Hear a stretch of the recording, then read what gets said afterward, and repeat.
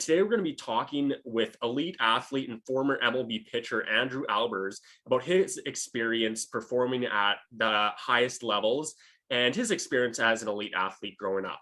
So, Andrew, thanks for joining us today. Yeah, thanks for having me. Good to be here. Awesome. Yeah, so essentially, today we just want to talk about your experience, as an athlete, how you navigated the student athlete lifestyle growing up. And then how the mental aspect has helped you to perform at your highest potential, especially at the MLB level and the stages you kind of went through growing up. So tell us kind of a bit about your background and how you made it to the MLB as an athlete. Oh, I grew up in North Battleford, Saskatchewan, played all of my minor league baseball there, played a little bit for the Saskatchewan, if you want to call it a provincial team or whatever, that goes to the Canada Cup there, where each province takes their best 16, 17-year-olds and makes a team, and then they go play in the tournament. And it was in Melville the 2 years that I was in it, and that was kind of the first time that I had any real exposure to programs down in the States and things like that. And, I was blessed with a little bit of arm talent and was fortunate enough to get drafted out of high school, but chose not to sign and go down to Division I University of Kentucky and had a great experience there. Got to play with some really good players and had a great coaching staff that really helped me develop.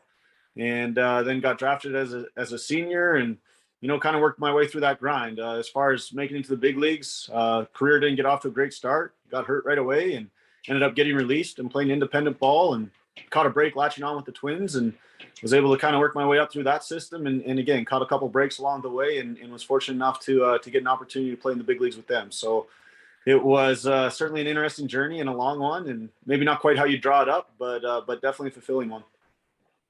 For sure. That's, awesome. And I feel like that's the way, life goes and how things just end up happening, right? It's kind of unexpected and different from the way you would have planned things out, right?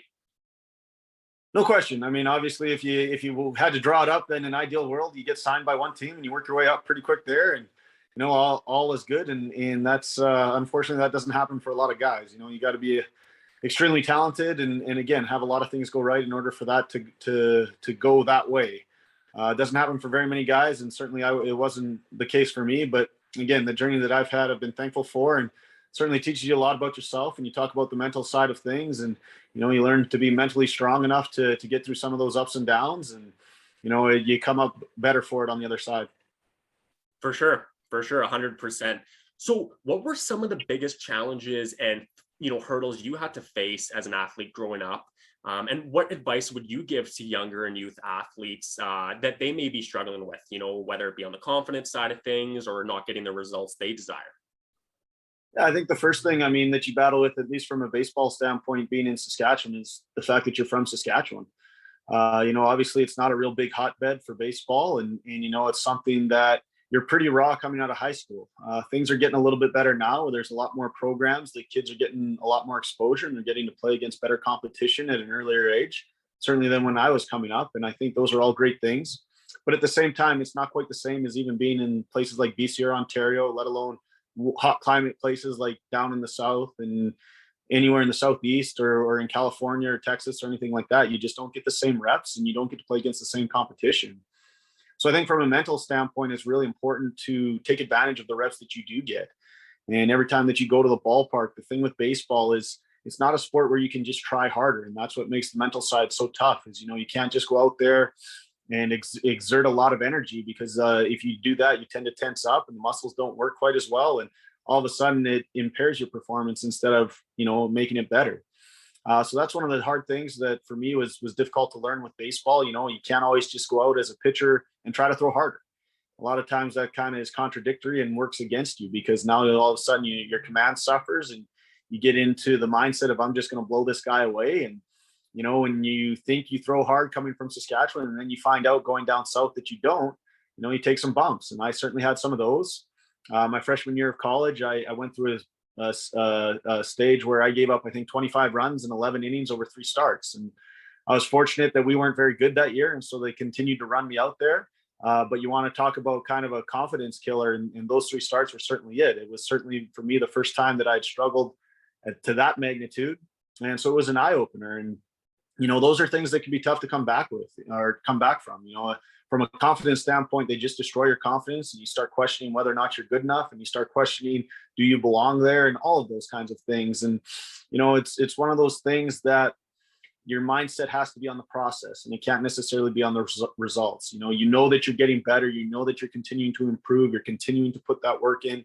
And those are the things that are so important to look at and to take account of and trust in, is that process, because it doesn't always show up right away on the field. But knowing that you're being diligent about your practice, and that every day that you're going out, you're trying to get better, and those things will pay off in the long run.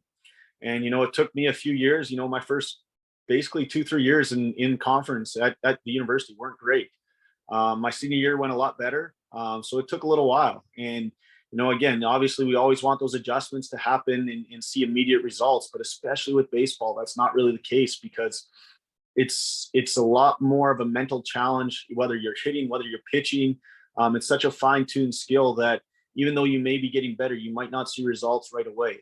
And so that's really important for kids, I think, coming up, is to trust the process and just realize that, even though the results in game especially might not be there right away, that doesn't mean that you're not improving. Your swing might be getting better, and maybe you're hitting some balls hard and they're getting caught, or on the mound, you have a couple tough hits fall through, and all of a sudden somebody makes an error behind you and you leave one over the plate. That doesn't mean necessarily that you're not getting better. It's just, you made a mistake, and those things happen. And sure. So I think that's really important to hold on to, especially, again, obviously I'm talking from a baseball standpoint, but that's what can be really frustrating about this game. And it's at the same time something that you have to realize happens. And so baseball, as much as probably any other sport, I think it's so much more process oriented than necessarily just the results. Right, exactly. And that's the thing, even my experience growing up as, a multi-sport athlete, competing at that college level, I felt so much of the time, right, and so many athletes are focused on the end result, right? Okay, I want to become an elite athlete, or I want to become professional, whatever it may be in, but they don't focus on the process, right? And when those kind of challenges, those failures arise, it's very hard for them to stay on track, right? Rather than just focusing on the process and doing what's necessary to get to that next level, rather than, right, just focusing on the big picture. And then when things don't go right, it's very hard to kind of stay on that path. So, what were some of your kind of biggest struggles and challenges, whether it be, when you played at a youth level or even at the professional level? What were some big things that you had to kind of navigate and change, so you could perform at your highest potential and perform with that confidence and ease? Yeah, and I think, just going back to touch on your point, when you're in a results-oriented business, whether it's a sports or whether it's any kind of business operations, it's really easy to get focused and stay focused on the results, because that's what really matters. And so a lot of times we do drift away from that process. For me, coming up as a youth baseball player in Saskatchewan, I didn't even play at the highest level here in the province. We used to have A, AA, and AAA, and I was a AA player in North Battleford. We weren't a big enough center to play AAA, so I was pretty fortunate. I didn't struggle a whole lot as a youth baseball player in the province. Certainly took my bumps in college. One of the things that really stuck with me, I had a really great pitching coach by the name of Gary Henderson, and he had played some college ball in the States. He played at San Diego State. Had an okay career, wasn't quite good enough to go pro, but had a really great way of relating to his players and a great way of breaking down skills in a way that you could understand. And one of the things that he would always tell us is that you have to find a way to get better when you're not playing, especially as a pitcher, because as a pitcher, you can't go in. It's not like being a hitter. You can't go in and take 1,000 swings a day. You can't throw 1,000 baseballs. Your arm's going to fall off, so that's just not an option for you. And one of the things that stuck out to me the most that he said to us was, you have to find a way to get better when you're not playing. So you have to pay attention. You have to pay attention to whether it's hitters coming up and their swings, or what's going on in the game, or how different pitchers respond, or what kind of sequences they use that are successful. How can you emulate different guys that you see on the mound? Things like that. How can you keep your poise in pressure situations? Talking on the bench just with other guys about just baseball, and so again, from a pitching standpoint, you try to maximize the reps that you get, because your repetitions are limited as a pitcher, especially. And then once the game starts, you talk about the mental side, you got to get locked in, and you got to find a way to improve even when you're not playing. And that's a real challenge. That's not something that's easy to do. It's not something that everyone's great at. I think for me coming up, the mental side was something that I excelled at, I guess. I think I was a little bit better than the average player at that. I certainly wasn't the most talented guy coming up. And it's the same thing in pro ball. In pro ball, it becomes worry about what you can control. There are a lot of politics at play on the business side of the professional game. It's an unfortunate side of it. The guys that are in the big leagues aren't always necessarily the guys that deserve to be there. Sometimes it's just kind of how different things work out, whether it's contracts, whether it's they're out of options and the club doesn't want to lose them, or it's, service time, all those kinds of things. And that's something that you don't realize as a young player when you're working your way up, but you try to make sure that you get your mind out of, okay, I'm getting screwed right here. I should be there. This guy got called up before me. That's not right. I'm having a better year, et cetera, et cetera, et cetera. And if you start worrying about those things, you're going to kill yourself. You're going to stress yourself out too much. All of a sudden that detracts from your performance. You're not ready to perform when you go out there. And so you worry about the things that you can control. And that took me a long time to learn as well is, what can I control in that situation? Well, I can control my work ethic. I can control how I come to the field and my attitude at the ballpark every day. And I can control how prepared I am to go out and perform. Doesn't mean I'm going to perform well, because again, in a results oriented business, that just doesn't always happen. The guys on the other side get paid too, and they're really good players. And sometimes even though you prepare as well as you can, it just doesn't happen for you. And that's something that's important to realize. That doesn't mean you don't do it the next time out, but at the same time, you have to realize that it's not always going to be something where you have success with it every single time. And that's important to understand. And that goes back to, again, trusting that process. What do I do? How can I control how do I take command of what is under my control? You have to be able to let the other things slide and continue to go about your business, continue to trust that process of showing up every day to work, putting in your work, getting yourself prepared for when it's your turn to perform. And I think for me, that was something that was vital to my career. Because again, as someone that wasn't the most talented, I've seen so many guys that have gone down with injuries that are so much more talented than me, that are big leaguers, that would be perennial starters, if not all stars, that just the grind got to them and they maybe didn't handle some things off the field possibly as well as they should have, or, weren't able to stay healthy. And not necessarily that was their fault, because sometimes it's just a bad break. And that happens as well, especially in sports. But again, for me, it was really important to try to make sure that I found a way to improve when I wasn't playing, because I wasn't good enough not to. My talent wasn't something that was going to take me all the way to the big leagues.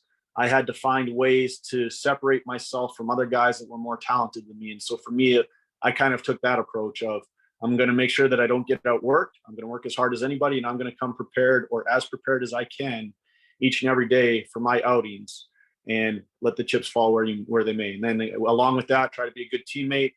I think that's important. I think that's easy to lose, especially in the pro game when you're competing with everyone else, kind of for the same positions. But I'm a firm believer in, if you put the team first and you try to win baseball games, or you try to win games, that the rest of those things will kind of fall. Those chips will fall where they will. And that'll end up being a good thing for you in the long run. Right. That's awesome. Yeah, no, there's a lot to unpack there, but a lot of good key points, and especially what you mentioned there about the talent side of things, right? As your experience as a high performing athlete and competing at that high level, do you think that talent is everything, or would you say it's just another piece of the puzzle? I think talent's a big thing, right? And there's the old adage that hard work beats talent when talent doesn't work hard, right? And I believe in that one.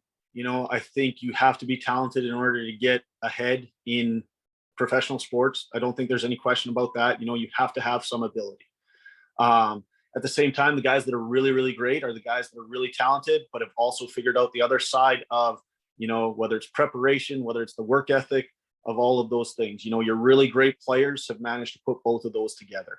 And that's what makes them great. They're really, really talented, and then they've done the other side. You see a lot of guys that are both of the others, really talented, that don't put the work in, that are very average, if not below average. And the same thing the other way. You see a lot of guys that just aren't quite talented enough, but really, really put their work in. And again, they become average to below average, or whatever. And that's all relative, right? Like we're talking about big leaguers, average big leaguers, they're still amazing baseball players, right? And there's no question about that. But the guys that you see that are really great have managed to put both of those together. And I think they're both very important pieces of that equation. And I don't think you can fulfill your potential without having both of those things, whether it's talent. Obviously you have the talent that you have, but the hard work, the process, the mental side of things, being able to endure hardships, those go a long ways to maximizing the talent that you do have. And if you're not able to do that side of it, I think it's going to be really difficult for you to realize your true potential. For sure. Yeah, exactly. And especially if we're talking, on that topic of our highest potential, right? And reaching our full potential is you got to be able to use all of those different, aspects to be able to form, right? And become that elite athlete and reach your highest potential. So what did you find, especially at that elite level and competing at that MLB level, that separated those elite athletes from, say, just the average ones or the average players from the really great athletes? Did you find little differences there? Yeah, again, I think a big thing is one, talent separates guys, right? Like we talked about that just a little bit ago. The guys that are really, really talented, but then also are really good at the other side of it, whether it's the mental side, whether it's the preparation side or the work ethic, those are the guys that really separate themselves. Not everybody can be Mike Trout. Not everybody has that body type. Not everybody has been blessed with those physical characteristics. Not everybody can be Jacob deGrom. Doesn't matter how many reps you take. 99.9% of the population can't throw the ball 100 miles an hour, right? So it doesn't matter what you do from your skill set or your point of view that way. It's really, you have to have that talent in order to become one of those two guys. What those two guys have done also is they have figured out what they're really, really good at. They've maximized their movement patterns. Mike Trout's swing is, to me, if not the best swing, certainly the best, I would say the best right-handed swing in the game. It's so short and so quick. He gets to so many baseballs, and he has figured out what he can handle. Obviously, he can handle a lot, right? Because he's just a great player. But there's a reason that guy, when healthy, has probably been the best player in the game for the last 7 or 8 years. And one is because of the work that he's put in, but two, obviously, super, super talented. Jacob deGrom, a little bit different path. Has gotten better as the years have gone on. Has really maximized his movement. It's pretty incredible what he's done in the last 6-7 years of his velocity continuing to increase. And all of a sudden he's gotten really good at throwing two other pitches, the slider and the changeup for strikes. And obviously when you throw 100 miles an hour, that just makes those even better. But the way that he commands those and the way that he throws them, I mean, it's a pretty tough, it's pretty unhittable combination, as we've seen over the last couple of years when he's throwing 97, 98 consistently, the sliders high 80s, low 90s, and then the changeups right there too. And they're all way above average offerings. And he commands the heck out of the baseball. And, it just makes it really, really tough as a hitter. You're basically guessing what's he going to throw and where. And that's kind of the only chance you have. And as a pitcher, I haven't gotten to experience that side of things in a long time because guys are just too good. And I don't throw hard enough for that, but that's got to be a really good feeling. And it's like, okay, I can pick one of my 3 pitches and I can throw it. And if I execute it, they're out. And again, those two guys, for me, the talent separates the just great players from everybody else, because again, not everybody can be those guys. Doesn't matter the work you put in, but the reason that they are as great as they are is because they have also put in that work. For sure. And that's a great point right there, I think, is the reason right there so great is because they add in those other aspects, right? They have that God-given talent, but they don't just rely on that talent, right? They also add in that mindset side of things, the work ethic, right? To be able to perform and reach that potential that they perform at, you got to do more than, right, just showing up and just putting in the basic work. So, from your experience competing at that level, what was a daily week like for you, kind of thing? Like super hectic, super, busy all the time? What was an average week like for you? And how did you kind of navigate high pressure situations or just staying balanced and consistent with things? What was kind of your routine there? Well, it kind of depended on my role. I was fortunate enough to start a few games in the big leagues and be in the rotation for a little while. I've also come out of the pen. So being in the rotation, you pitch once every 5-6 days, and kind of your whole week is based around that. As far as a rotation piece goes, you have your one start day, whether it's whatever it is, Thursday, Friday of that week, and everything that you do is to get yourself ready for that day. So for me, if I was coming off a start, the next day would be a leg workout. and you analyze your start from the day before and see what went well or what went right, what went wrong, what can you improve on, what do you need to work on that week, or what do you need to get a feel for just in your catch and in your bullpen and things like that. So that's kind of day one. Day two would be kind of a light upper body lift. A lot of guys like to throw their bullpens on day two. For me, I was a day three guy because I just didn't feel like the arm was fresh enough to maximize it on day two. So it would be a light body lift with some conditioning. Day three, again, you've done your work as far as reviewing your game, what felt good, what didn't. So day three on the bullpen day is, all right, what do I need to work on? What do I need to get a feel for going into my next start? And again, a little bit more conditioning. And then day four is pretty light because you want to make sure that you're fresh again for day five. And then day five is your start day. For me on day four, if I was up in the big leagues, we had access to a lot of great video. So day four would be, okay, who am I starting against? Let's go take a look at their probable lineup, and let's go look at their at-bats against left-handed pitchers. What do I see? Is there a hole in the swing? Is there something that I can take advantage of? What do they handle really well? What do they not handle well? We go through our scouting report as well at the beginning of series, and you make up your plan. For me on day four, it was all about kind of making up my plan of what I wanted to do the next day. How could I execute that? Or what did I feel like my best plan would be going forward in order to create success? And then on day five, obviously that's your start day. Again, you show up to the ballpark, you try to take things easy, make sure you get good rest the night before, eat well, all of those good things, just to make sure that you're feeling as good as possible going into it. And you've taken care of all of the prep work beforehand, so that's not stressing you out. You don't have to worry about that. Come start day, and then start day, you have your kind of routine.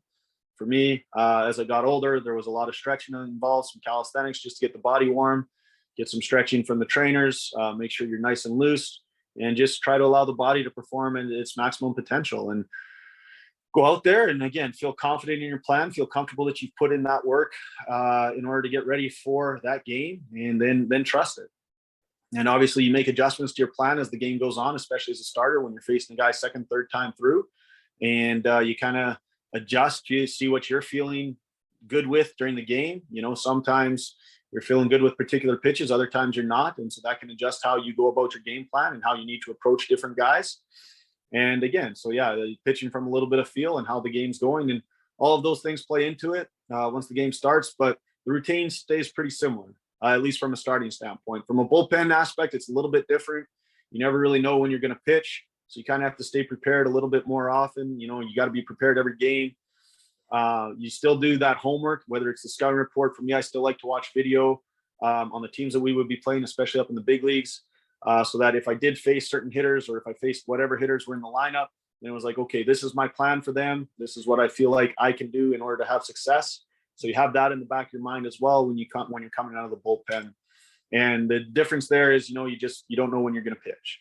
And so the lifting schedule and the throwing schedule kind of vary a little bit more just because you're not on a consistent routine like you are as a starter.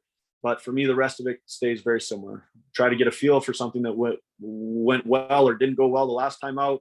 Make sure you're feeling good going into the game.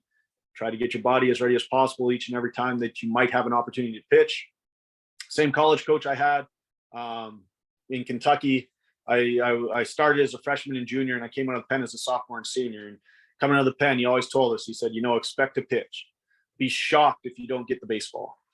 And so even though I never had a prominent role in a bullpen where I was an eighth inning guy or a closer or anything like that, it was always the mindset of going into that game, I expected to pitch, because you don't want it to go the other way where all of a sudden you're surprised that they're bringing you in the game and you're not prepared, right? So you always prepared yourself as well as you could to be in that baseball game. And if it didn't happen, that's fine. And that's a lot easier transition to, instead of, okay, I'm not ready to go. Now my number gets called in the pen. I got to try to find a way to ramp it up, and I'm not prepared. So that's my advice, like for guys, especially if they get into that role, that bullpen role, is expect to pitch every game.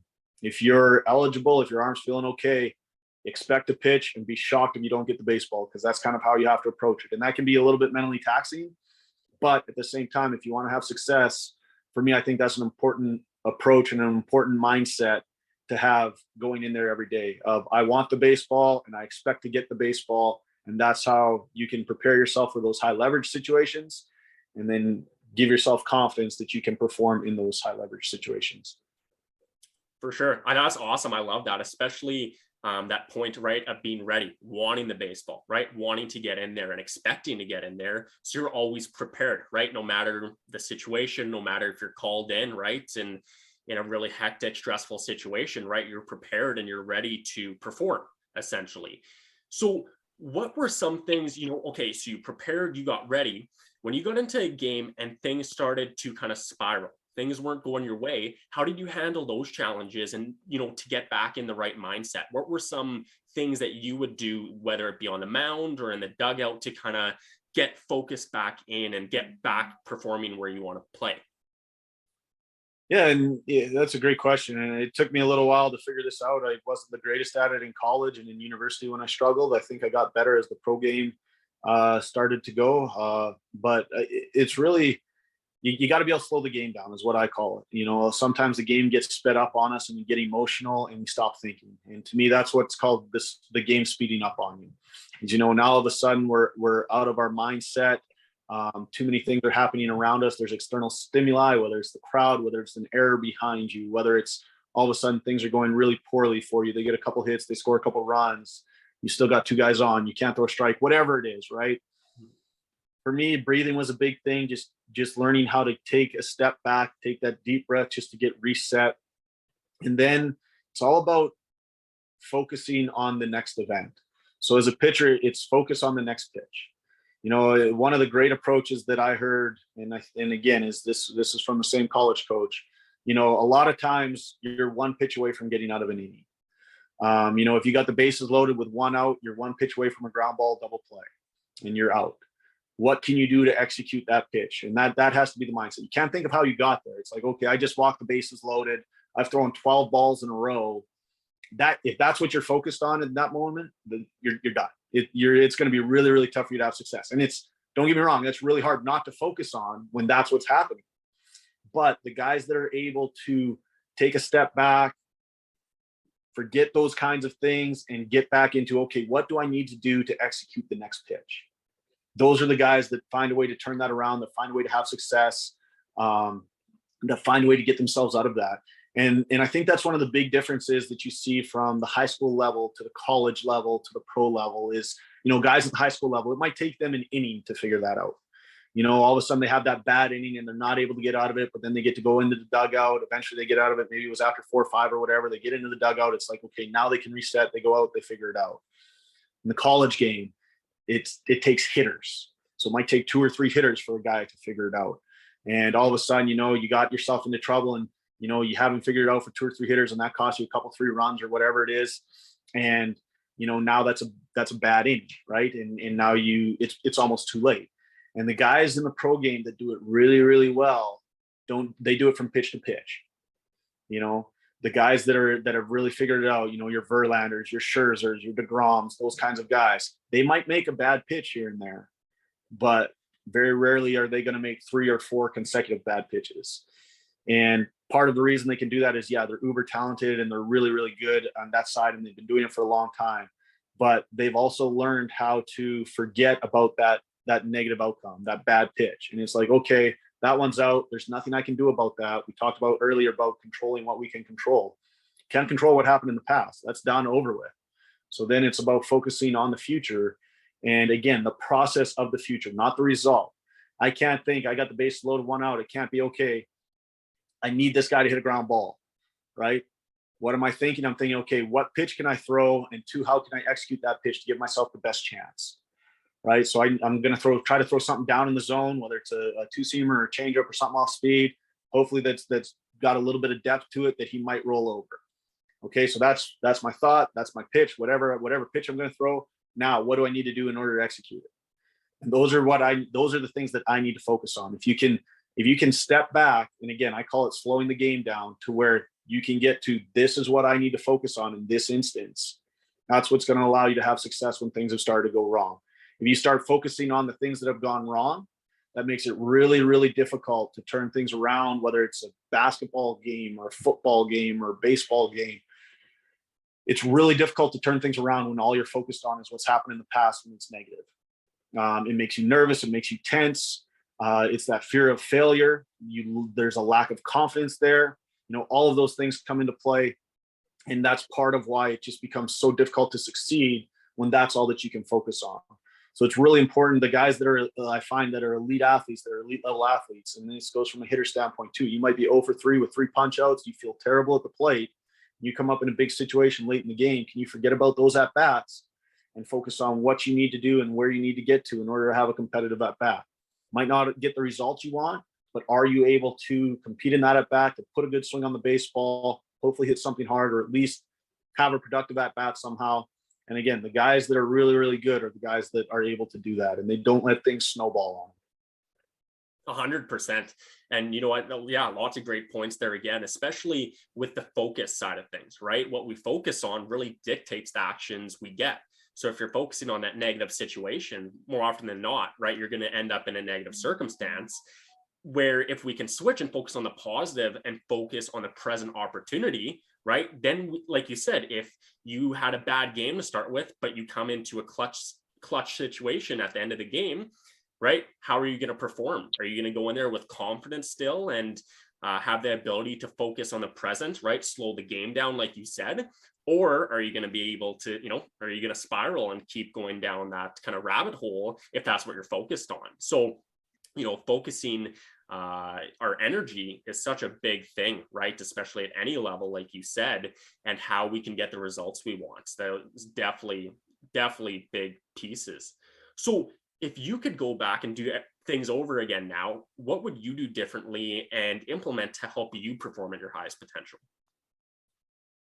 I think one of the things that took me a long time to learn coming up in the game was the amount of pressure that I put on myself to perform in games. I used to live and die with, again, as in a results-oriented business. Like if I had a bad start in college, you probably didn't want to talk to me for a couple, 3 days because I was going to be pretty upset about it. And, I was like, man, this is life or death. I just sucked last week. Now I'm not going to be drafted, and this isn't going to happen, and that's not going to happen. You lost, and et cetera, et cetera.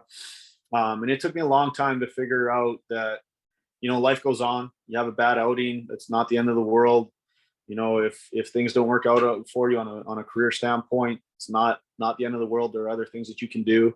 I think for me, I had Tommy John surgery in 2009, and that almost ended my career kind of before it had even started. The rehab didn't go very well at the start, and it took a long time for me to get back, just to get my range of motion. And I wasn't even sure if I'd ever be able to throw a baseball again, let alone play. Or I wasn't even sure if I'd be able to move my arm correctly. My range of motion was just terrible.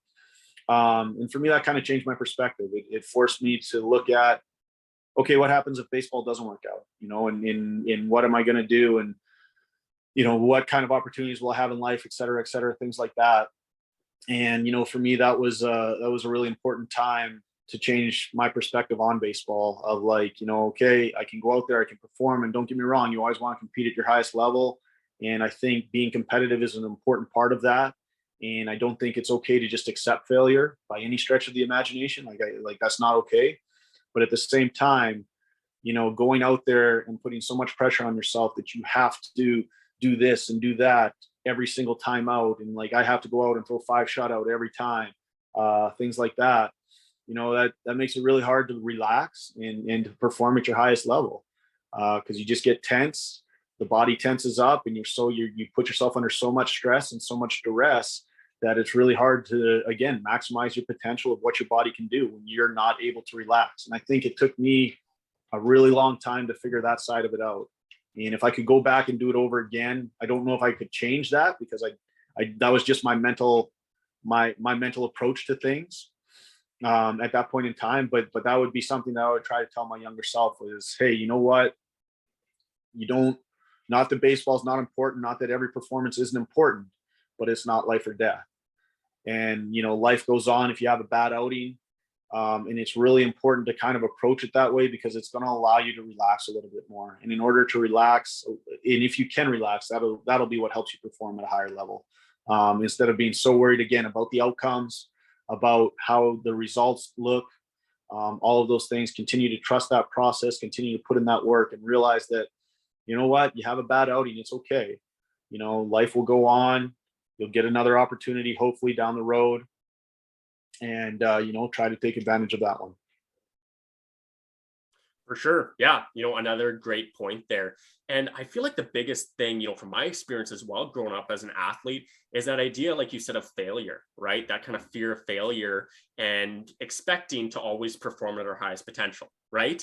Of course, that's the end goal, but we may not always reach that, right? We may struggle one game, we may have an off day, and right, that's part of it, like you said, but being able to kind of reframe that, right? Where failure isn't necessarily a bad thing, right? Where we can learn from our failures and we can adapt so we can grow, right? Rather than, like you said, beating yourself up or just, having that negative mindset for a couple days, a week, whatever it may be, and then just staying within that, right? So yeah, that's an awesome piece of advice, especially for youth athletes coming up that, are so tough on themselves. And I feel like as athletes, in one way or another, we're all perfectionists in some way. Would you kind of agree with that statement? I think you kind of have to be, at least if you want to be a really good athlete, right? Because again, you have to understand that you're not going to be perfect, but at the same time, if you're not striving for perfection, what are you doing? Right. Sure. And of, again, understanding that that's not going to happen. But at the same time, for me, if I'm anything less than perfect, it wasn't good enough, because you always have to have that goal to try to improve. Right. And that's always kind of been my approach. I know I'm not going to be perfect. I could go out there and throw a complete game shutout and give up 2 hits, but I'm going to focus on the 2 hits. What happened? What could I have done better? Right. And again, if you're not striving for that perfection, then I think you're selling yourself a little bit short. Right. Yeah, for sure. Definitely have both sides of things, right? Striving for that perfection, but not also beating ourselves up over, those mistakes and those failures, right? So yeah, finding that kind of middle ground, right? To be able to push ourselves past failure, right? Because you got to be able to fail to grow, but also not staying in that negative mindset, right? Because I know so many athletes, and that was myself as well growing up, where I would make one mistake and then I just beat myself up over it.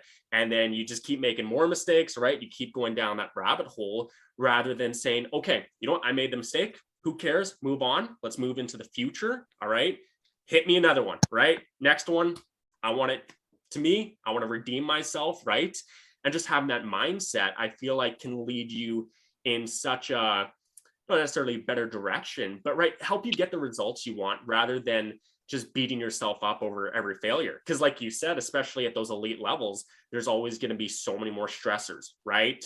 There's the crowd you got to worry about, right? What do people think? Oh, I made a mistake, right? All eyes are on me in that situation. How do you respond to that, right? Are you going to kind of go down that rabbit hole, or are you going to, say, screw it, we're going to move on and go into the next play, right? With that kind of positive mindset, expecting the best situation rather than staying in that negative and expecting the worst.